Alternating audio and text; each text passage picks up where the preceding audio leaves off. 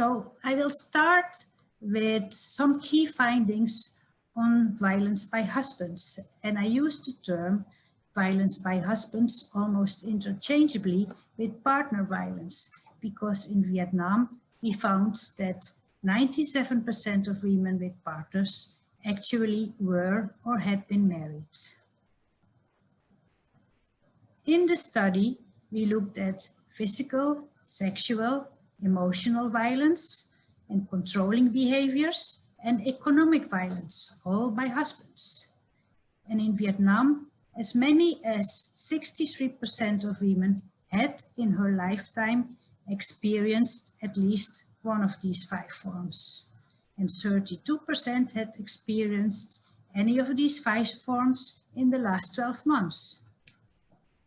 Looking at each of these 5 different types of violence separately, we see that women were least likely to experience sexual violence by husbands, 13% in their lifetime, and women were most likely to experience emotional violence, 47%, or almost half of all women experience this in their lifetime.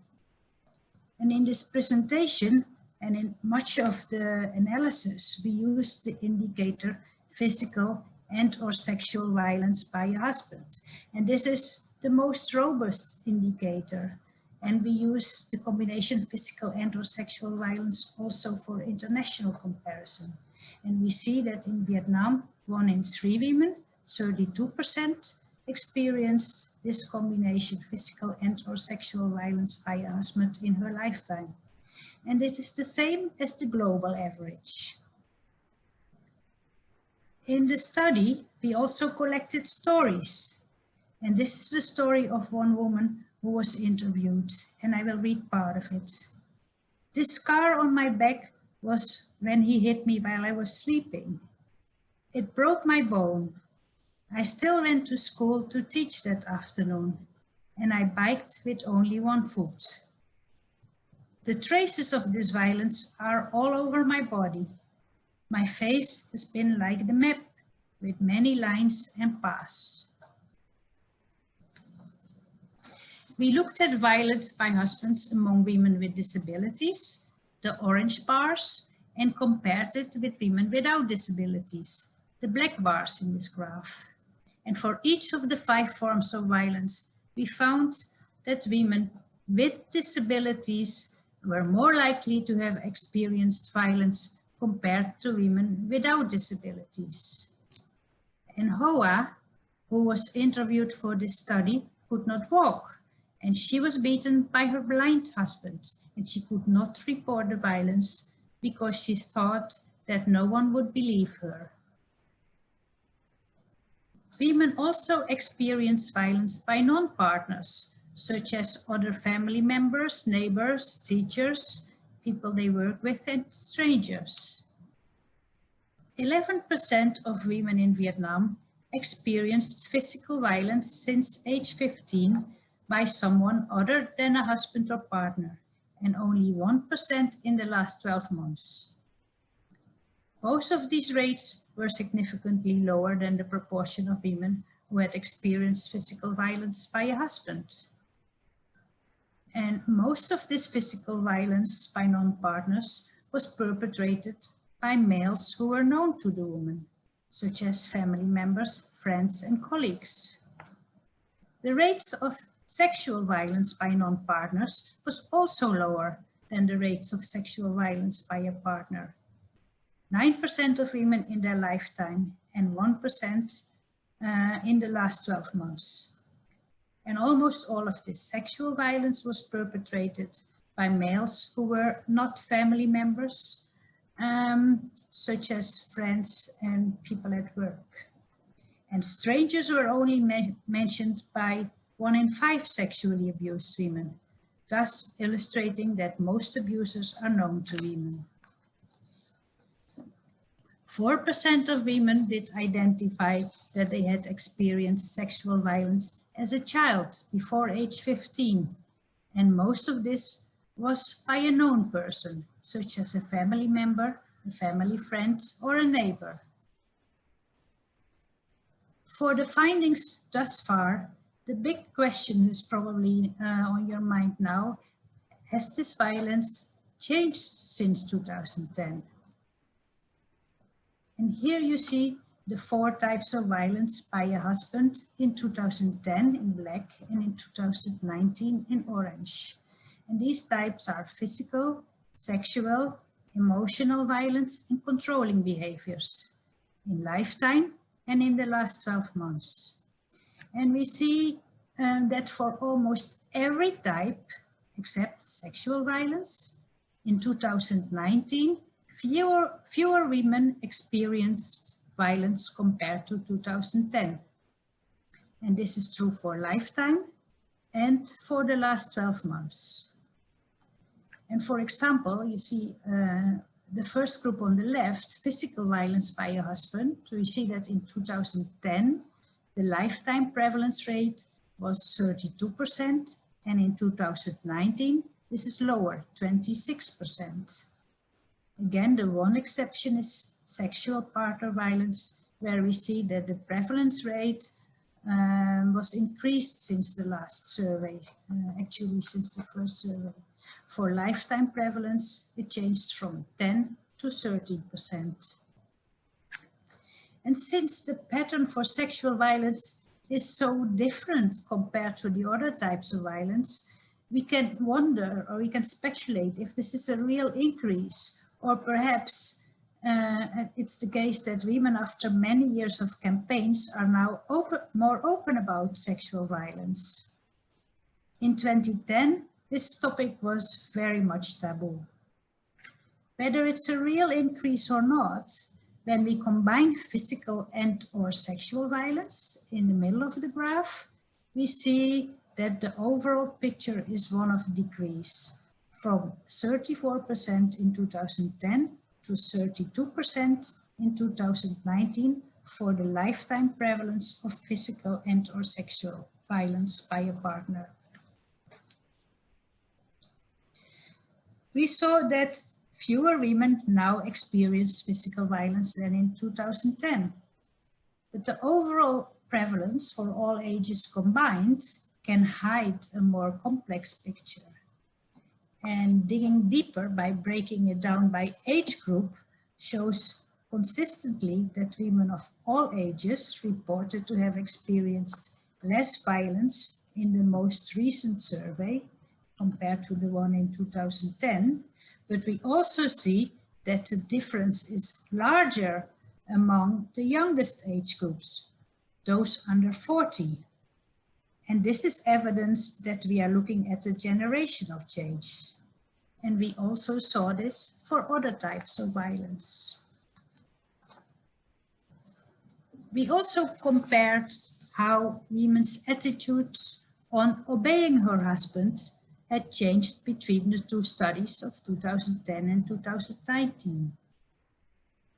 Women were asked if they agreed with the statement, "A good wife obeys her husband even if she disagrees." And surprisingly, in both studies, we found exactly the same portion of women agreeing with the statement, namely 27%. Interestingly, when breaking it down by age groups, we noted another very interesting pattern. In 2019, if a woman was under 40, she was less likely to agree with the statement than a woman who was of the same age in 2010. But for older women, we saw the reverse. And the positive news of this finding is that we do see that the difference in attitudes between generations is increasing, with younger women now more inclined to support gender equality. I also want to say something about women's coping strategies. And that means, do women talk about partner violence? Do they seek help or not? And the most common way for women to cope with violence is to talk to someone. And we saw that 43% of women had said they spoke with a family member about the experience of physical or sexual partner violence. Some women also mentioned that they had spoken with friends or neighbors, but alarmingly, half of the women, 49.6%, who experienced physical and or sexual violence by a partner, by a husband, had never told anyone about it before being interviewed. And these findings were exactly the same in the study in 2009. In the survey, we asked women whether they had asked help from formal services like the police or healthcare professionals, and 90% of women said they had not asked for any help at all. So those who did ask for help most often went to the police or to the People's Committee, and a few others went to a local leader. These were very small numbers, and they were almost identical to the findings in the 2009 study. With the data on women's experiences with violence, with partner violence, combined with information about herself, her partner, family situation, living situation, it's possible to use statistical modeling to identify the factors that independently influence the risk of experiencing violence. And we had almost 40 different characteristics, different variables that were explored in this risk factor analysis. And the factors for the women included age, ethnic groups, education, attitudes. For the men, we had the same similar factors, but also whether he drinks alcohol, if he grew up in a violent home. Factors for the relationship included age difference, income difference, number of children, socioeconomic status, and it was also explored if where she lived, where the woman lived, had an impact on her risk of violence.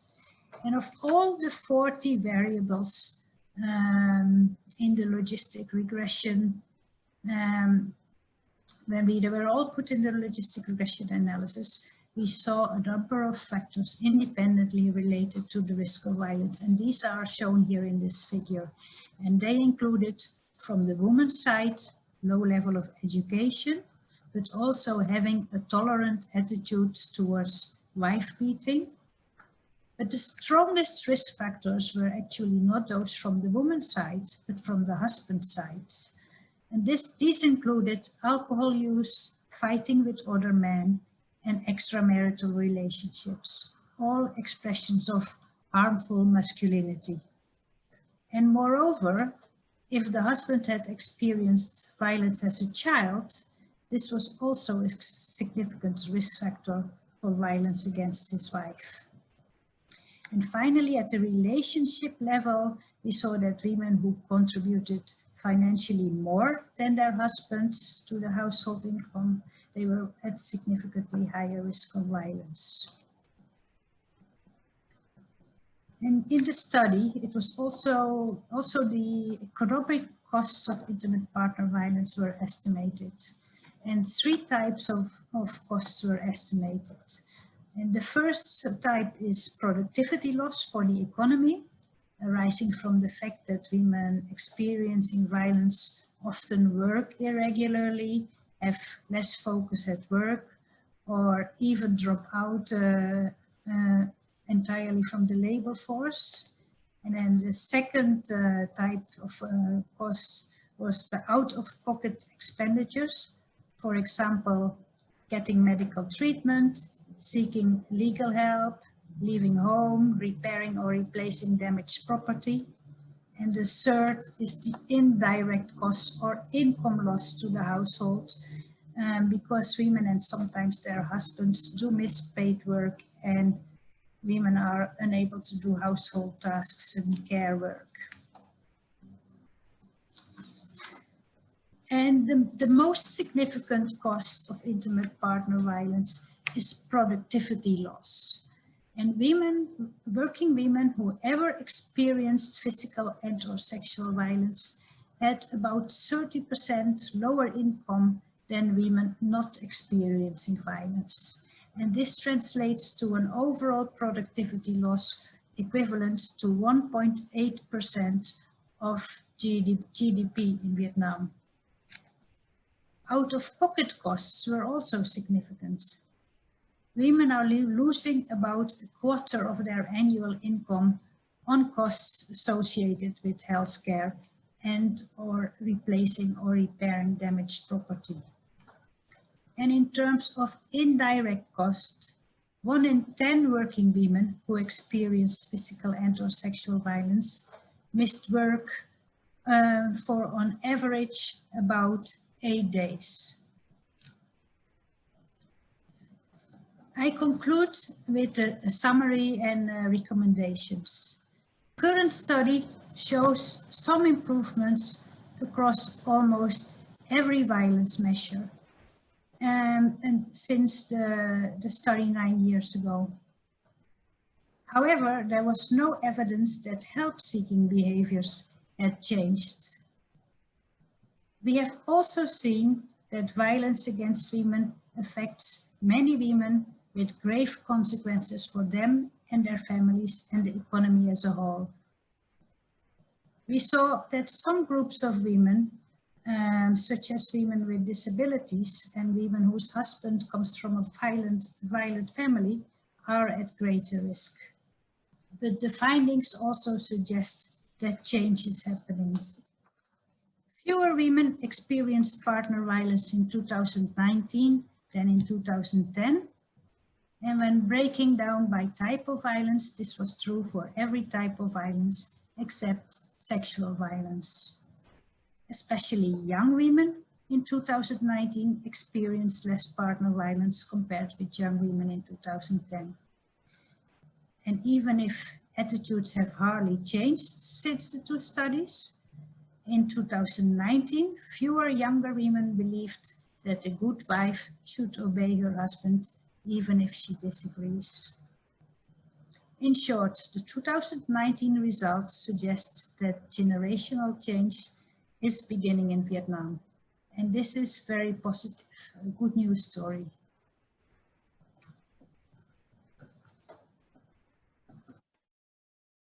In the stakeholders consultation, the findings were discussed and a long list of evidence-based recommendations was developed in the following areas.